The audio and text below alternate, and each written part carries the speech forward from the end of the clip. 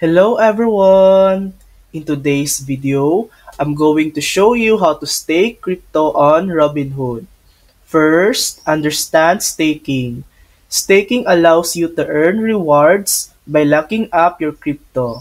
Keep in mind, each network or coin may have different rules.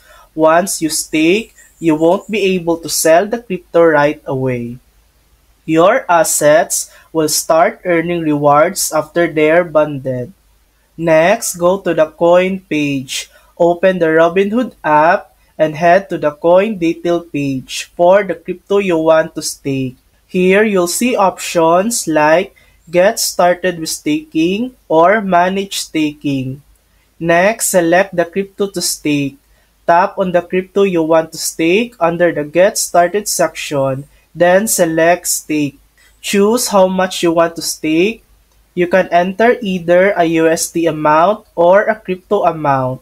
Once you're happy with your selection, tap Continue. Double-check the details of your staking request. When everything looks good, tap Stake to submit. And that's it. That's how to stake crypto on Robinhood. Thanks for watching. If this video helped you, please like and subscribe for more helpful tutorials.